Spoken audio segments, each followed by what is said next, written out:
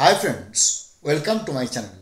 আমরা সবাই জানি যে এখন এই মুহূর্তে যে খবরটা সবচেয়ে মানুষের মনে রিউমার বা জনশ্রুতিকে ছড়াচ্ছে যে আগামী 7ই জানুয়ারি 2025 ঠিক কী হতে চলেছে, এটা নিয়ে আমি একটা ভিডিও করেছি।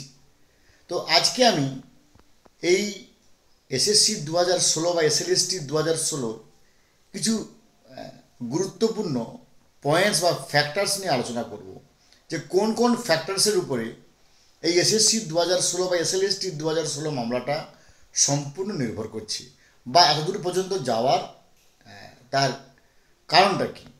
আমরা সবাই জানি যে এখানে 17 রকমের দুর্নীতির অভিযোগ এসেছে।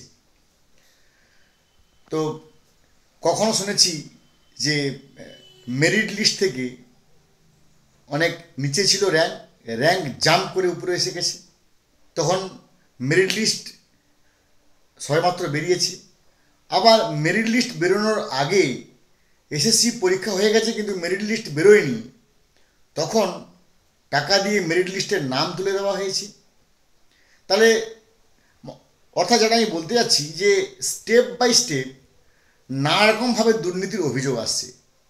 রেজাল্ট বেরোনোর আগে একটা ব্যাপার, মেরিট লিস্ট বেরোনোর পরে একটা ব্যাপার, আবার মেরিট লিস্ট বেরোনোর পর যখন তার একটা এক্সপায়ারি অফ দি, কারণ আমরা জানি সবাই যে তার একটা নিশ্চয় নিয়ম থাকে যে কোনো একটা প্যানেলের এক্সপায়ারি অফ দি প্যানেল, সেই প্যানেলটা এক্সপায়ার করার পরেও কিন্তু সেখান থেকে নিয়োগ হয়েছে। ফলে এই যে র্যাঙ্ক জাম্পিং, আনঅথরাইজড এন্ট্রি,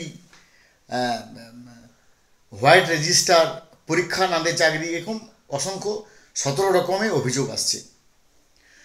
তো এর মূল ফ্যাক্টরটা কিন্তু আমরা দেখেছি যে কলকাতা হাইকোর্টের যে রায়টা, সেই রায়টাকে পুরোটাকে স্ক্যান করলে আমরা দেখতে পাচ্ছি তার 218 পৃষ্ঠায় 218 পৃষ্ঠায় কিন্তু পরিষ্কার লেখা আছে সুপার নিউমারারি পোস্ট, অর্থাৎ এই যে অতিরিক্ত নিয়োগ, সুপার নিউমারারি পোস্টটা কেন ক্রিয়েট করা হয়েছিল। 218 পাতায় হাইকোর্টের জাজমেন্টে পরিষ্কার লেখা আছে যে অযোগ্যদের চাকরি দেওয়ার জন্য এবং যাতে যে অভিযোগটা আসে সেই অভিযোগটা ঢাকা দেওয়ার জন্য, যাতে অযোগ্যরা চাকরি থেকে বঞ্চিত না হয়, তার জন্যই এই সুপার নিউমারারি পোস্ট ক্যাবিনেট মিনিস্টারের সিদ্ধান্তে with the approval of the administrative head of West Bengal government, অর্থাৎ পশ্চিমবঙ্গ সরকারের যিনি অ্যাডমিনিস্ট্রেটর হেড, সেই অ্যাডমিনিস্ট্রেটিভ হেডের অ্যাপ্রুভ্যাল নিয়ে এই ক্যাবিনেট মিনিস্টার থেকে সুপার নিউমারারি পোস্টটা স্যাংশন হয়েছিল, সেটা 218 পাতায় লেখা আছে। এটা কিন্তু একটা অতি গুরুত্বপূর্ণ ব্যাপার। অর্থাৎ এখান থেকে পরিষ্কার আন্দাজ করতে পারা যাচ্ছে যে এই সুপার নিউমারারি পোস্টটা কিন্তু যোগ্যদের বাঁচানোর জন্য করা হয়নি, এটা শুধুমাত্র অযোগ্যদের ঢাল করার জন্য, যাতে অযোগ্যদের বাঁচানো যায় চাকরি, তাদের চাকরিটা বাঁচানো যায়, তার উদ্দেশ্যেই কিন্তু এই সুপার নিউমারারি পোস্টটা সৃষ্টি করা হয়েছিল। এটা হচ্ছে ফার্স্ট ফ্যাক্টর।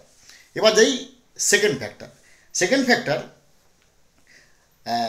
আজকে আমরা জানি যে এই যে স্টেট গভর্নমেন্ট এসএলপি দাখিল করেছে, অর্থাৎ 9586, এই যে 9586 নম্বর এসএলপি করেছে ওয়েস্ট বেঙ্গল গভর্নমেন্ট, যার ভিত্তিতে এই 2016 এসএসসি 2016 মামলাটা হাইকোর্ট থেকে সুপ্রিম কোর্টে চ্যালেঞ্জড হচ্ছে।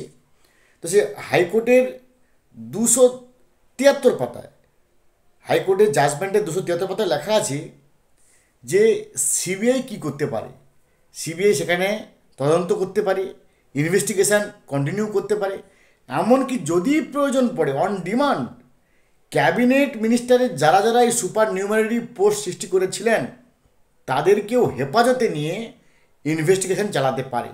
এই 273 পাতার এইটা কিন্তু সবচেয়ে বড় সমস্যার কারণ হয়ে দাঁড়ায় এবং তার জন্যই কিন্তু তড়িঘড়ি সুপ্রিম কোর্টে চ্যালেঞ্জ করা হয়। কারণ এর ফল কী হতে পারে সেটা আমরা সবাই জানি এবং এর ফল কিন্তু অত্যন্ত মারাত্মক।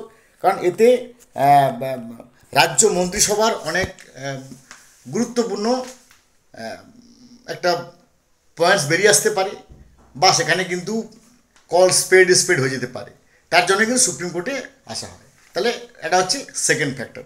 এবার থার্ড ফ্যাক্টর হচ্ছে যে সুপ্রিম কোর্টে এই যে এসএসসি 2016 মামলার এখানে সবচেয়ে বেশি গুরুত্ব পেয়েছে গাজিয়াবাদ থেকে উদ্ধার হওয়া 3টে হার্ড ডিস্ক।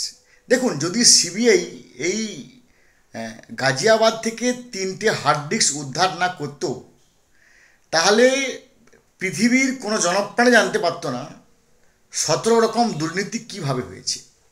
তার মানে ওই হার্ড ডিস্ক 3টে হচ্ছে একটা কালমিনেটিং পয়েন্ট, একটা ক্লাইম্যাক্সে দাঁড়িয়ে গেছে। এবং এই হার্ড ডিস্কই বলে দিচ্ছে যে আমরা দেখতে পাচ্ছি, এগুলোকে আমরা বিভিন্ন মিডিয়া বা চ্যানেলে দেখেছি যে শূন্য পেয়েছেন, মানে অর্থাৎ অরিজিনাল ওএমআরের যে হার্ড ডিস্ক সংগ্রহ করেছে সিবিআই গাজিয়াবাদ থেকে, তার অরিজিনাল ওএমআর দেখাচ্ছে সে কোনো কিছুই করেনি, সম্পূর্ণ ফাঁকা, একটা উত্তরও মানে আঁচড় নেই, একটা কোনো কালির আঁচড় নেই, তিনি শূন্য পেয়েছেন। কিন্তু মধ্যশিক্ষা পর্ষদের সার্ভারে দেখাচ্ছে 53 পেয়েছেন। আবার 1 পেয়েছেন অরিজিনাল ওএমআরে, 2 পেয়েছেন, 3 পেয়েছেন, সেটা কমিশনারের সার্ভারে দেখাচ্ছে 50, 51, 52, 53। এবং সবচেয়ে যন্ত্রণাময় একজন 40 পেয়েছেন সত্যিকারের ওএমআরে, তাকে কেটে 10 করে দেওয়া হয়েছে কমিশনারের সার্ভারে। অর্থাৎ কমিশনারের সার্ভারে শুধুমাত্র বাড়ানো হয়নি, কমানোও হয়েছে। শূন্যকে যেমন 53 করা হয়েছে তেমন 40কে 10 করা হয়েছে। এমন তার গাজিয়াবাদ থেকে উদ্ধার হওয়া হার্ড ডিস্ক থেকে আমরা খবর পাচ্ছি। এবার সেটা এটাকে নিয়ে মেনলি কল্যাণ ব্যানার্জি মহোদয় কিন্তু বারে বারে বলছেন যে 1872 সালের যে ইন্ডিয়ান এভিডেন্স অ্যাক্ট, তার 65B ধারায় অনুযায়ী সার্টিফিকেশন করতে হয়, সার্টিফাইড করতে হয় লফুল ওনার দিয়ে, এটাকে সার্টিফাইড হয়েছে। অর্থাৎ এইখানেই কিন্তু সবচেয়ে মানে এই হার্ড ডিস্কটা যদি সংগ্রহ না করা হতো তাহলে এত কিছু ঘটনা হতো না, এত জানাজানিও হতো না, কখনো এত দূর মামলা গড়াতো না। কারণ এভিডেন্স তো চাই, শুধু তো মামলা করলে হবে না ভাই, এভিডেন্স চাই। তাহলে এই এভিডেন্স শুধুমাত্র সিবিআই না হলে তাহলে এত বড় ঘটনা ঘটতো না, বা 17 রকমের দুর্নীতি কীভাবে করা যায়, কীভাবে তার র্যাঙ্ক জাম্পিং করা হয়েছে, তার পুঙ্খানুপুঙ্খ কিন্তু সিবিআই রিপোর্ট দিয়েছে। এটা হচ্ছে 3 নম্বর ফ্যাক্টর। এবং 4 নম্বর ফ্যাক্টর হচ্ছে যে 19শে ডিসেম্বর 2024 সুপ্রিম কোর্টে এসএসসি কিন্তু এতদিন পরে দাঁড়িয়ে মাথা নিচু করে ঘোষণা করলো যে 5485 জন ক্যান্ডিডেটের দুর্নীতি করে রেকমেন্ডেশন দেওয়া হয়েছে।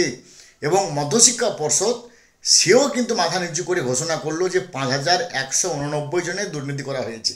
কারটা ঠিক কারটা ভুল আমরা জানি না, কারণ পশ্চিমবঙ্গ সরকারের দুটোই হচ্ছে প্রতিষ্ঠান। একটা প্রতিষ্ঠান বলছে 5485 জনের দুর্নীতি হয়েছে, আরেকজন বলছে 5189 জনের দুর্নীতি হয়েছে। সত্যি কোন সেটা কিন্তু অবশ্যই আগামী 7 জানুয়ারি 2025 সেটা সামনে আসবে। ভালো থাকুন, have a good day, thanks.